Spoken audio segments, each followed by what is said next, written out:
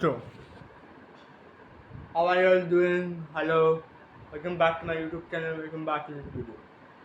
I hope you have heard the song "Money for Nothing," certain of the swing, and to be honest, one of my favorite songs. Here comes Johnny. Basically, that song is called "Walk of Life." That is my all-time favorite song. I mean, one of my favorite songs you have ever heard. I've ever heard in my life. That is one of my favorite songs. Start singing, I'm not able to sing anymore because firstly, people are not interested in me. Secondly, I cry a lot. And thirdly, my parents don't think that's appropriate for me to do so. But if you think about these three songs, uh, Money for Nothing, Certain of the Swing, and Rock of Life. These three songs are basically songs performed by one of the favorite, one of the famous bands of, and of course, one of the favorite bands for all people who used to be in 90s and 20th century,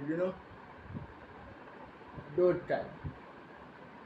Today we are going to react to this video, and when this video is dedicating the documentary, or you can say the short autobiography about how did they become famous.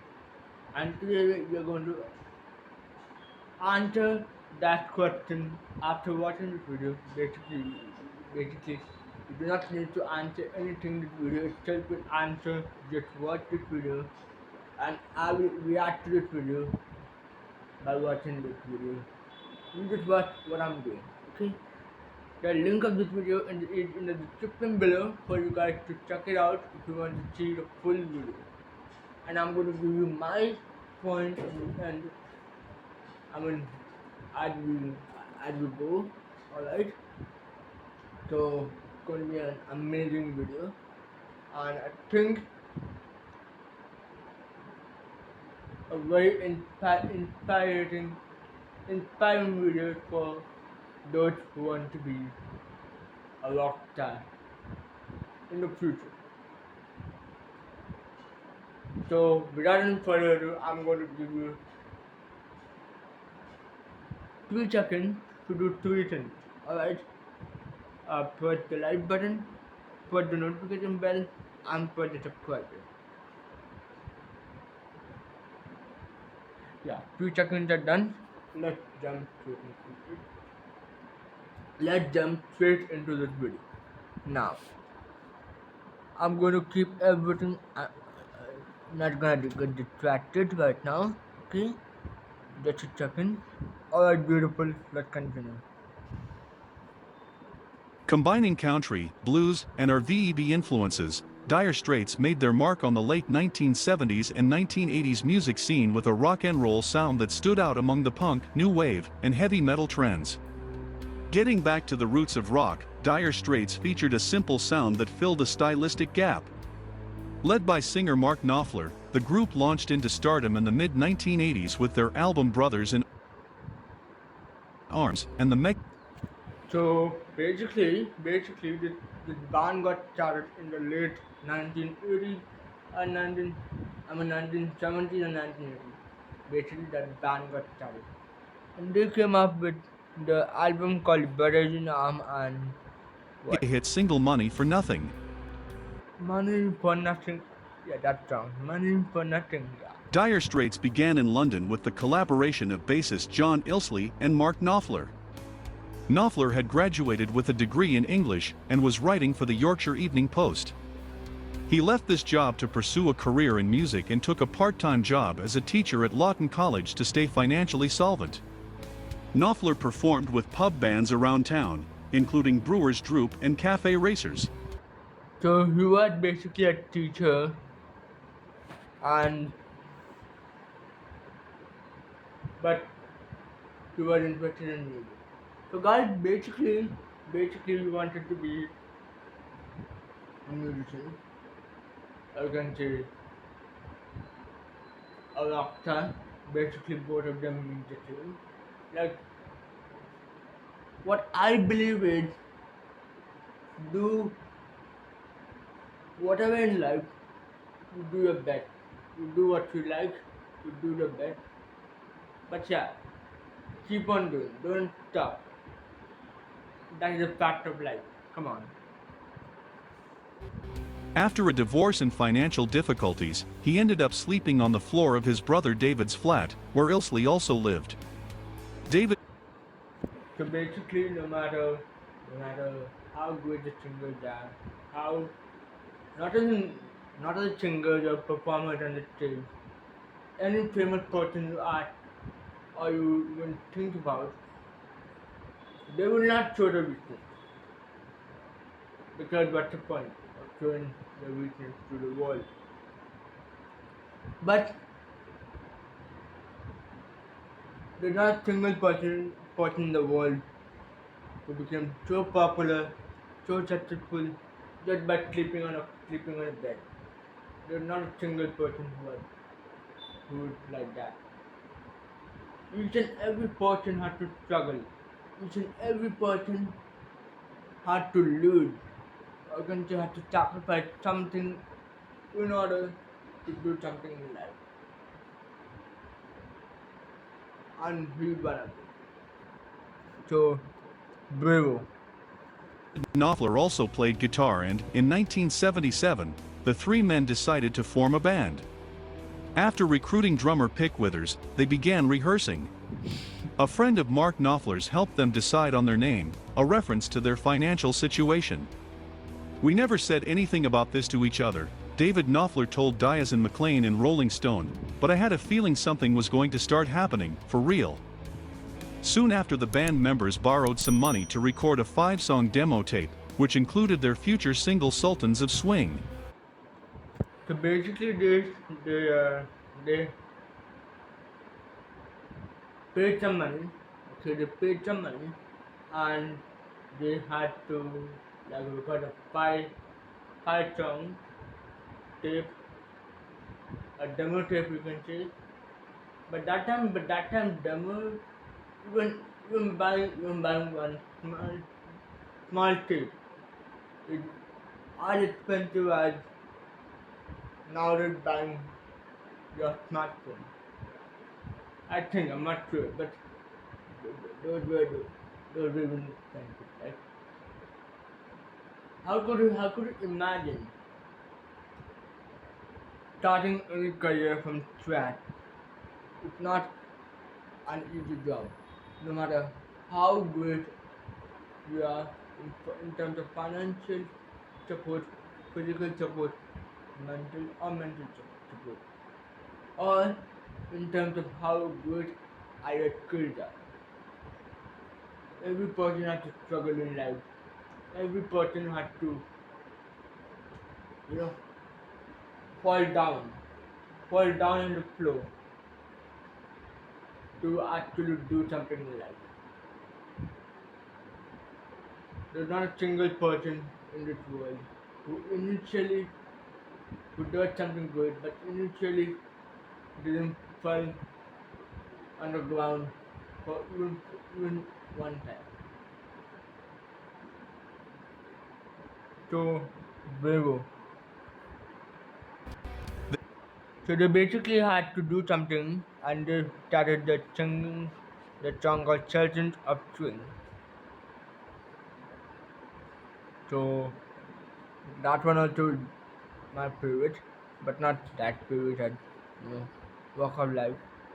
They took the tape to a DJ named Charlie Gillett, who had a radio show called Honky Tonk on BBC Radio London. Originally, they just wanted some feedback from Gillett, but the announcer liked the music so much, he played Sultans of Swing on the radio. 2 months later, Dire Straits signed a recording contract with Phonogram Records. In 1978, Dire Straits began touring Great Britain as the opening band for Talking Heads. After their debut single Sultans of Swing started to climb the UK charts, the group went on their own headlining tour.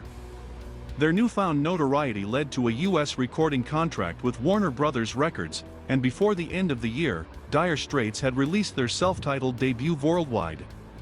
They received more and more attention in the United States and landed at the top of the charts in Australia and New Zealand. The following year, Dire Straits performed in their first North American tour. They played 51 sold-out concerts over a 38-day period. Sultan So basically, they got so famous in so many parts of United States, including New, New Zealand and basically so many countries. Like you couldn't imagine how how the how the hell they got famous. Like not a, every small plant doesn't go by itself. I know. I hope you believe that. Every small plant doesn't take doesn't go by itself. It has to not only take food and water and sunlight, by food I mean the soil, but also has to has to survive by itself. The owner of the plant if doesn't take care of that plant that much. The plant itself has to survive. This is what life is. Nothing is easy in life. Yes, of course, unless you know what you're doing. But if you want to know what you're doing, you will keep on doing mistakes. The mistake teaches you how to do and what to do in life. You know? Let's continue. of Swing scaled the charts to number 4 in the United States and number 8 in Great Britain, while Dire Straits reached number 2 and number 5 on the respective album charts. Bob Dylan, who saw the band play in Los Angeles, was so impressed that he invited Mark Knopfler and Pick Withers to play on his next album, Slow Train Coming. By the end of 1979, Dire Straits had released their sophomore effort, Communique, which included the single Lady Writer. Again, the album flew up the charts, reaching number 11 in the United States and number 5 in Great Britain. Mark Knopfler began to establish himself as a sought-after guitarist and put into motion what would become a long string of side work. In 1980, he played as a guest guitarist on Phil Lynot's album Solo in Soho and Steely Dan's Gaucho. In July of 1980, So basically here I can infer that he had to do so many things. Like slow and steady wins the race. I know the phrase and I know its meaning. But I also know that you also know what I'm telling you. Nothing comes easy in life. You have to start slowly. So basically, one album, it's not when you create your own album, it's not like creating your album for yourself. You will be publishing it on internet or publishing it to the music company to get the record label or something. This is at least now the current music. This is basically now how the current companies work.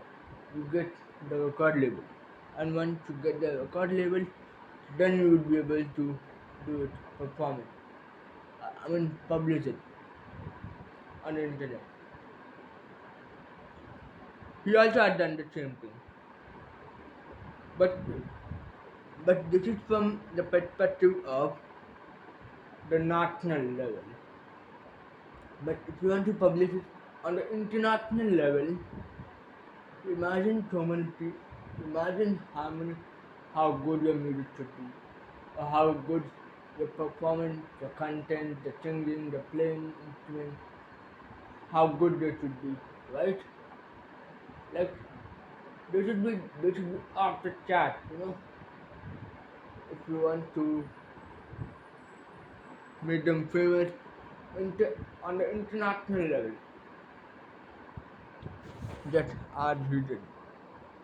David Knopfler officially quit Dire Straits to pursue a solo career. David was under a lot of strain, John Ilsley explained to Ken Tucker and David Frick in Rolling Stone.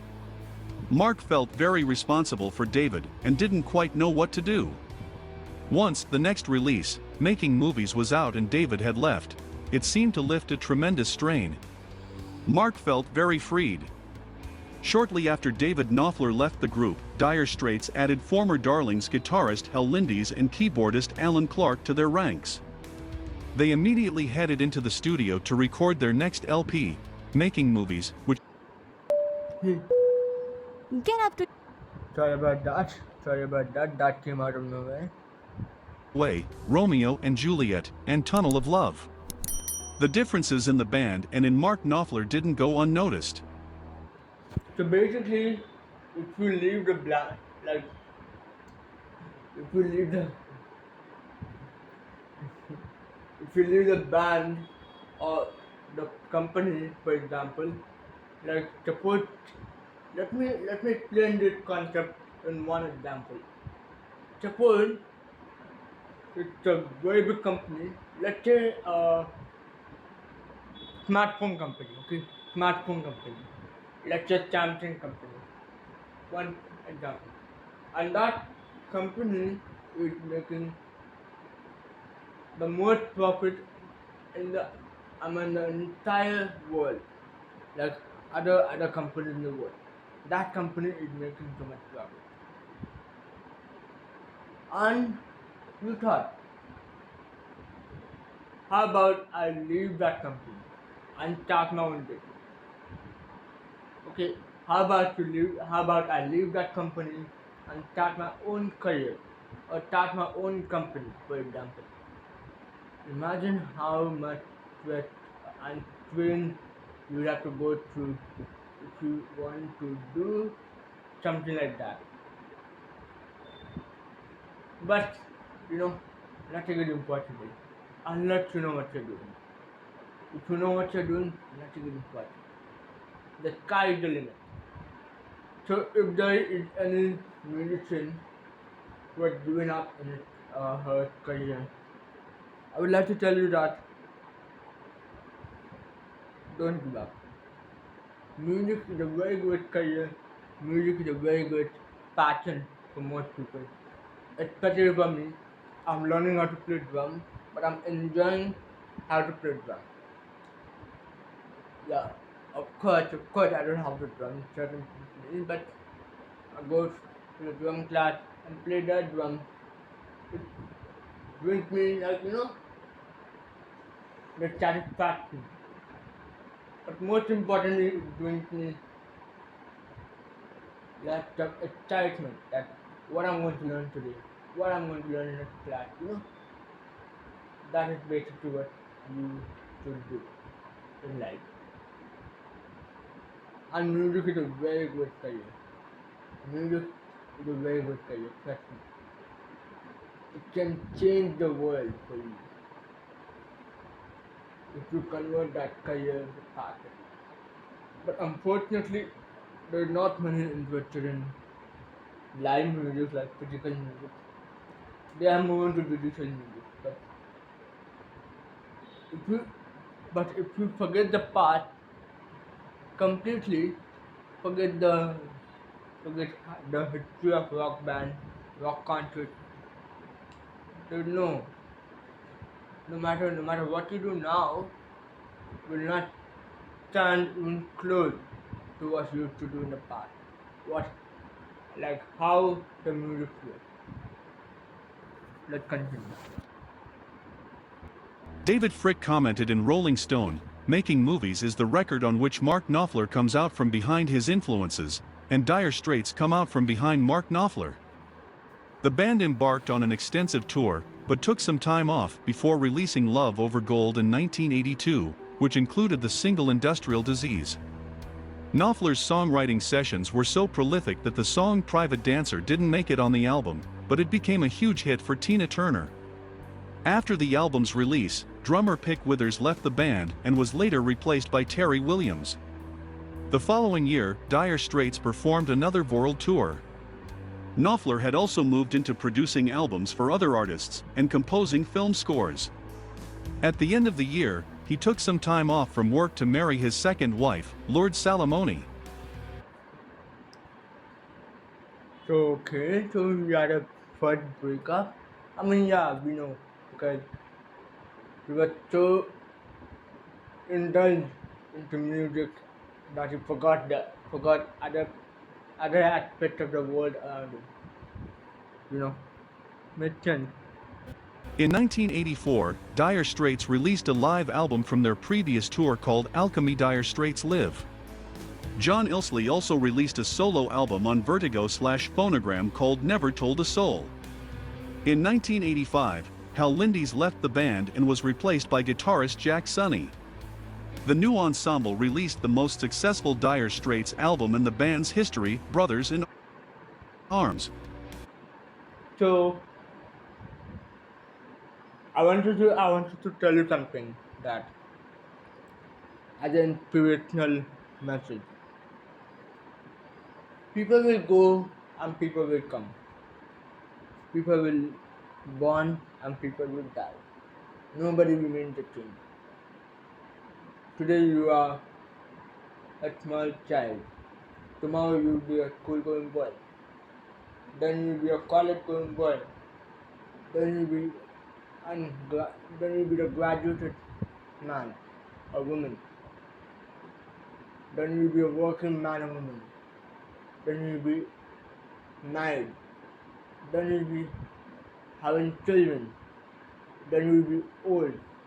And then you will die. These are the stages of life, according to me. So no one remains the same. Only thing is, you have to keep one thought in your mind that I am, for example, a musician, or I am the guitarist. Like I tell you, I am the drummer. Even if you're not doing anything, even if you're not getting paid anything, don't aim for money in music. Like music and film, these are the two places you shouldn't aim for money. Aim for fame, aim for being famous. Money will money will automatically come in your pocket if you are famous. If you are not famous, no matter how you try, how much you try, you will still make money, but not consistent enough. Not how much you expect, you know. So just just the advice from B Daniel, who very soon will be a musician. Hopefully, let's see. Let's continue. The album debuted at number 1 in Great Britain and quickly soared to the top of the charts in the United States as well. It went on to become a number 1 album in 25 countries and sold 20 million copies worldwide. The chart-topping hit Single Money for Nothing featured guest vocalist Sting on the unforgettable I Want My MTV refrain. Dire Straits produced an Oh, that one, yeah. Money for nothing. Money for nothing. That song is also my favorite. animated video for the song, directed by Steve Barron, which quickly jumped to heavy rotation on MTV Music Television. In fact, Sting's phrase became the tagline for the cable station. Other singles on Brothers in Arms included Walk of Life and So Far Away. Following the Yeah, Walk of Life and yeah, that song is my all-time favorite song. Let me know in the comment section below. What is your favorite song? I'm also kind of curious to know. release of Brothers in Arms, Dire Straits went on a 12-month tour across the world. In 1986, they were nominated for 8 Grammy Awards and received 2. Best Rock Performance by a Duo or Group with Vocal and Best Engineered Recording, Non-Classical. They garnered 2 more awards for Money for Nothing at the 3rd Annual MTV Video Music Awards for Best Group Video and Best Video. They also secured honors for Best British Group and Best British Album at the Brit Awards. The following year, they were awarded yet another Grammy in the category of Best Music Video, Long Form, for Dire Straits' Brothers in Arms. Reward will be coming. Reward will come into your hand. All you need to do is be patient. Also, if you talk from the if you think from the perspective of a YouTuber, subscribers will not come. I'm not telling you not to subscribe. Subscribe. Like you do your job of telling people subscribe to your channel, subscribe to your channel, subscribe to your channel. People will subscribe to your channel, subscribe to your channel. But don't aim for those, play button, gold play button, diamond play button. Don't aim for that. Aim for reaching the maximum subscribers. That's what I believe. I'm not telling you that I'm a very good person, but think about it. Aim for being famous, not not for you know seeing physical reward like money, uh, play button and stuff like that. Aim for visual reward, like yes, I'm famous. I have so many fans. I'm famous. Aim for that, even in music. Don't aim for the Grammy rewards and stuff like that. Aim for being famous. Even if you do not achieve those rewards, it is not the end of the world. It is not the end of the world. You can still do it. You can still you are still a successful musician or a singer or a dancer or whatever you are. You are still successful. Don't aim for rewards and certificates. Aim for being famous. That's what I'm trying to tell you. Let's continue. With the enormous success of Brothers in Arms, the members of Dire Straits were under a significant amount of stress. In September 1988, Mark Knopfler officially announced the breakup of the band. A lot of press reports were saying we were the biggest band in the world, Knopfler told Rob Tannenbaum in Rolling Stone. Also, one more thing I want to mention. We are in a group, okay, but sometimes for no reason that group is broken.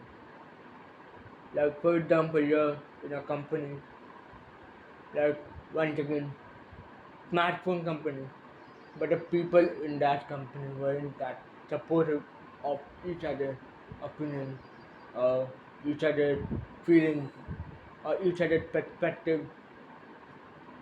Today they break up.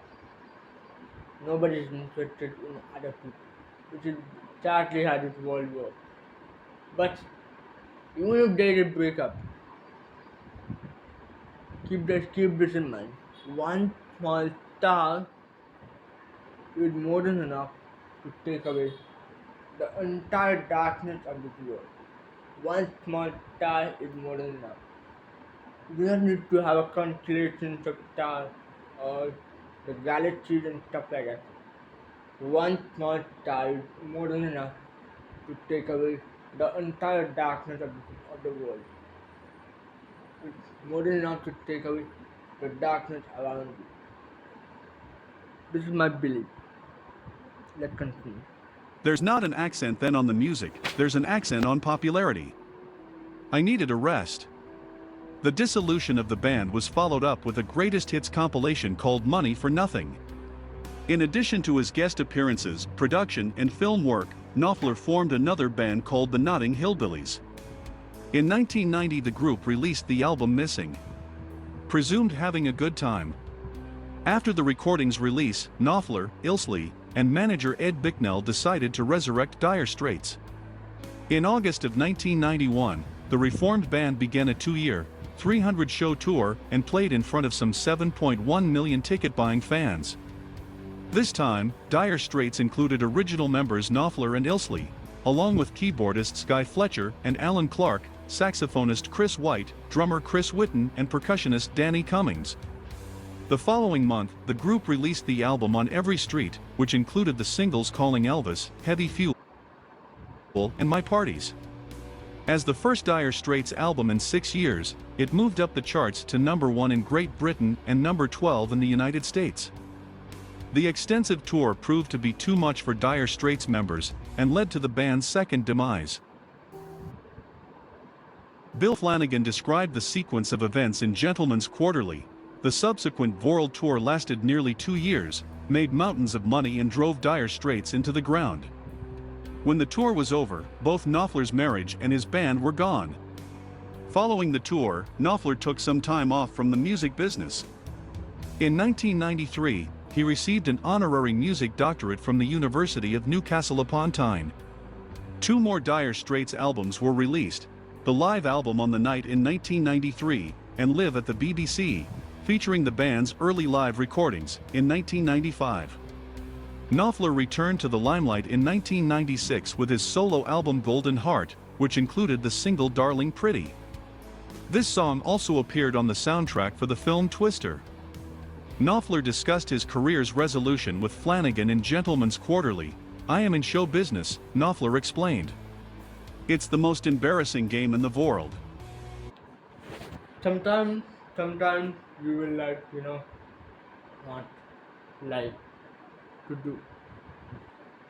I mean, and yeah, and sometimes you do it, but you actually didn't enjoy what you were doing. Like, suppose I add to the thing one song. Let's say I add to the thing your favorite song to me, and you liked it, and I've recorded that song, and I've sent it to you. But you know, there is a two possibility: whether you like it, like a performance, like what you are doing, and number two, you will not like my you will weird comment by saying by let's say saying that my words were too hard or my words were too soft. Like you will basically complain. You don't complain. Be yourself. Be yourself in life no matter what you do. Do not be bothered by other people commenting at your performance or at your work. Just be yourself. Just always think that you are the best. Then you stand among other people on the top number one level. And other people who are complaining will still complaining will be thrown down to the earth. Let's finish this video. It would be much better if you could just send your paintings to the dealer and disappear. I am also in love with music. So you have to find a way. Despite the end of Dire Straits, Knopfler has carried on the band's signature guitar and vocal styles. So yeah, this is the documentary, not the documentary, the short autobiography, the short biography of, you know, diet traits, and whatnot. So yeah, if you like this video, make sure if you like this video and if you got inspired by this video, make sure you once again do the tweeting if you have not done. Press the like button, press the subscribe button, and press the notification bell. And I will see you guys on Wednesday. So bye bye, take care, have a nice day, and once again tomorrow I'm not going to make any video because tomorrow I have my drum class, guitar class, and piano class. Three class in one day. So you think I'll be there? I will be whole freaking day tomorrow. So I'll see you guys on Wednesday with a brand new reaction video once again. So bye bye, take care, have a nice day. And subscribe by the way.